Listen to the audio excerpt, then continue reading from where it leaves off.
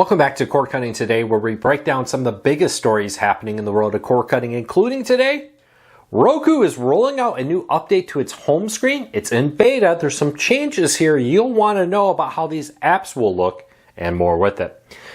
Second, we also have a lot of other things happening, including Hulu and YouTube TV adding more locals. We'll tell you where that's coming from and what's happening. And Amazon buying Warner Brothers Discovery. It's being reported. These stories and a whole lot more coming up in a quick second. We got a lot to cover here real quick. First though, if you want to learn more about any of these stories, check out the show notes and in the first pinned comment. I'll put a link to each story there so you can read it for yourself, come up with your own opinions. I'd love to hear from you. If you're new here and you like what we do, consider hitting that subscribe button or hitting that thumbs up. Doing one or both lets YouTube know you enjoy what we do here. All right, let's dive into this. Roku, got Roku behind me today, is rolling out a new experimental home screen. Now, this is a change they announced a while back, but it's finally getting a wider rollout in beta testing. And that is before I get into that, one major note, pay attention to this if you don't listen to anything else. It's currently only being tested with a small subset of Roku owners, and you have no way to turn it on or opt in. There is a way to turn it off though. But what it is Roku will now start monitoring which apps you use most often. And the more you use an app, the higher it will go towards the top. If you find yourself using Disney Plus all the time or Netflix all the time, that may become automatically the number 1 or 2 app on your home screen. So when you start your Roku, the first apps you'll see are the ones you use the most based on what you use. Now, good news is in the settings is you can turn that off and disable it. But you will be able to continue to use it and be able to be invited to test these features out and more with it. Now, Roku says that this is part of a beta test. They announced it earlier this year. It's just more widespread. Recently, I got a lot of reports that suddenly people's Roku apps started rearranging themselves and they didn't know what was happening. What's happening there is you've been automatically added to the beta test. It just suddenly happens, it appears. Now you can go into the settings and disable it. Under the display in the home screen settings, you'll find an option there with it to disable that auto arrange based on usage. Now there's a few other things I haven't got clear answers on yet. I've been getting reports that Roku has this 3x3 look, so 3 apps down, 3 apps across. They also have one that's 4 apps down and 4 apps across, slightly smaller apps tile sizes, but more apps on your screen at once. Actually pretty nice for larger Roku TVs to have that feature. There's been some reports that that's been automatically turning itself on and Roku owners are waking up and finding 4x4 there. Roku has not clearly answered if that is a part of it or not a part of this beta test, but that's been a feature that's been rolled out for about a year now. In the display home settings, you can switch between small or large tiles, which are these 3x3, or small tiles, which is a 4x4 look that gives you that. So Roku continuing to fiddle with its home screen, trying to get more use and quicker access to it. But for now, that's the big change coming to Roku home screens. All right, next up, Hulu and YouTube TV are about to add more locals. Now, this was confirmed by a local TV station called Wish TV, a CW affiliate, I believe, in central Indiana? Or is that Illinois? I can't remember off the top of my head. I'm doing this story off the top of my head. But they came out and it said in the next 70 or so days, they'll be adding themselves to both YouTube TV and Hulu.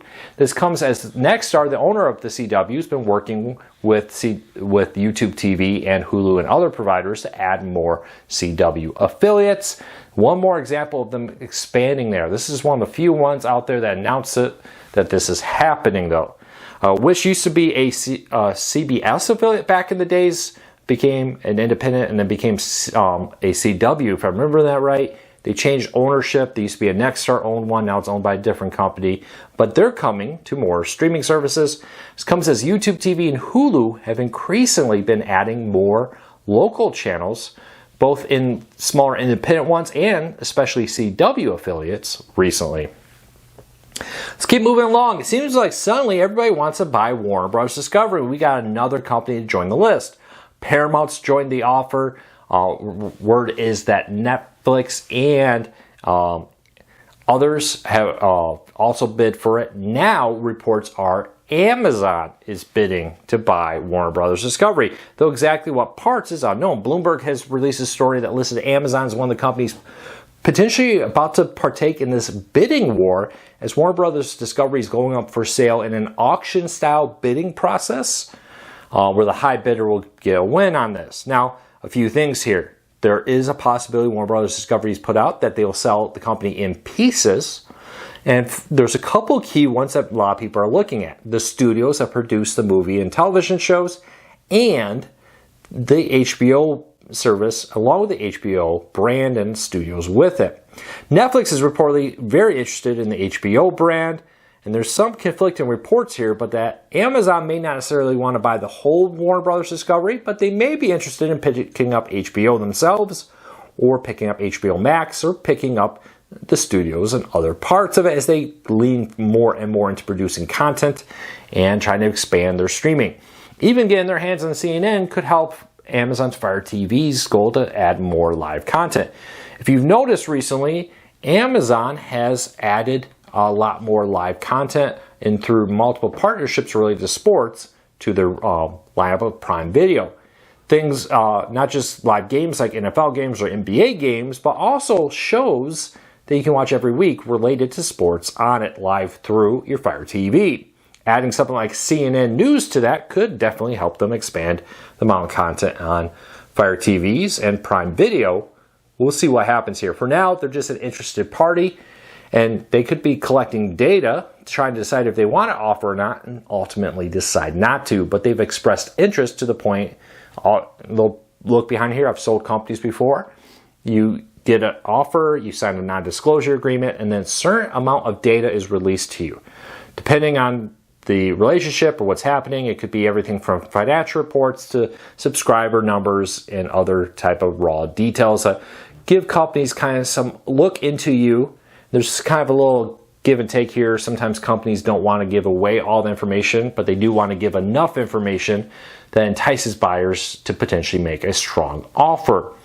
Buyers want to look at this information to maybe see if they're over offering. They want to make an offer that they feel like they can get money back on. And that seems to be where we are, this process where they're releasing information under a non-disclosure agreement to see how it's used. We'll see what happens.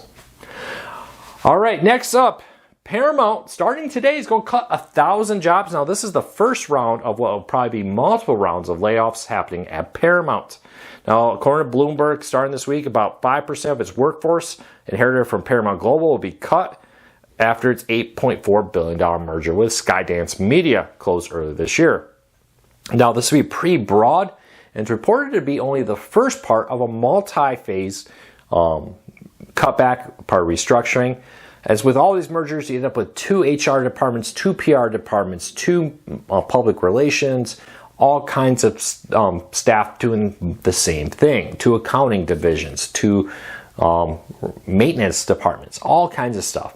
So it's not a big surprise. How big it will be, we'll wait and see. Reportedly, Paramount wants to save a lot of money, and cutting staff is just the first part of the offer. We'll watch this closely, but don't be surprised as we go through the day. We hear a lot of reports of maybe some big names at Paramount getting letting go. We'll wait and see what happens. Hey, next week, or next month I should say, next week is already November. It's hard to believe. MSNBC is getting renamed to MS Now. Now, if you want to learn more about this, it's part of a bigger change. It's also going to see them move studios and soon be completely spun off to become an independent company from Comcast and its NBC Universal parent company. Now, with this, we'll keep a close eye on this, but if you want to learn more about it, Raymond did a full breakdown of everything changing with MSNBC becoming MS Now. Check it out in the show notes. Raymond did a really good job on that, breaking down everything happening there. It'll be a pretty major change. They're not only getting a new name and splitting off, they're losing access to NBC News staff and resources. That recently happened. They have to build their own newsroom now with this. Hey, if you're a Disney Plus subscriber, next month, Freakier Friday is coming out. The hit second to Freaky Friday is coming to Disney Plus November 12th. Check it out. Link in the show notes if you want to learn more.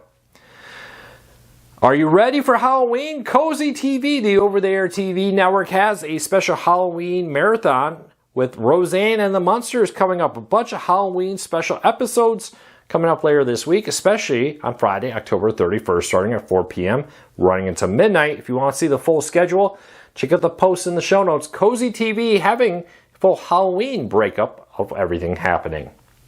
Hey, if you are a Newsmax fan, they just announced a major partner with 900 hotels and 300,000 guest rooms are now going to be getting Newsmax on it. This comes as increasingly hotels are updating their systems.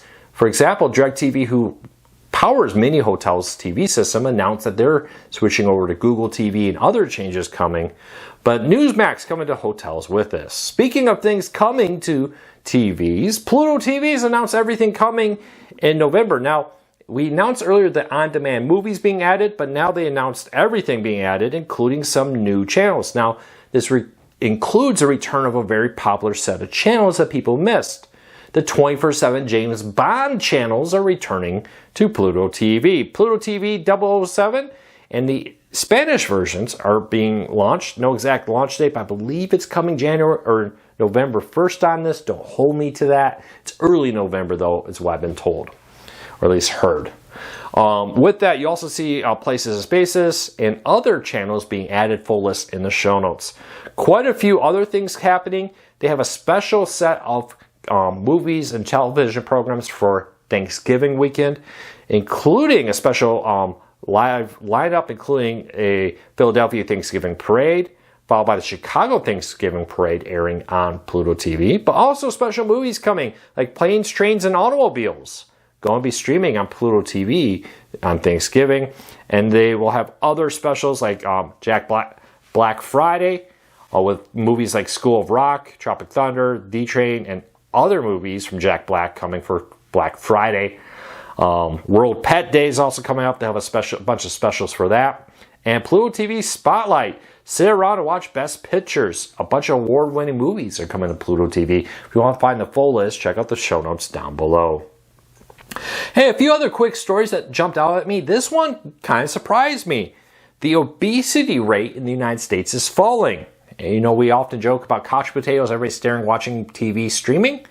Well, according to a report, a new survey by Gallup National Health and Wellbeing Index, the obesity rate in the United States has fallen from 39.9%, almost 40%, down to 37%.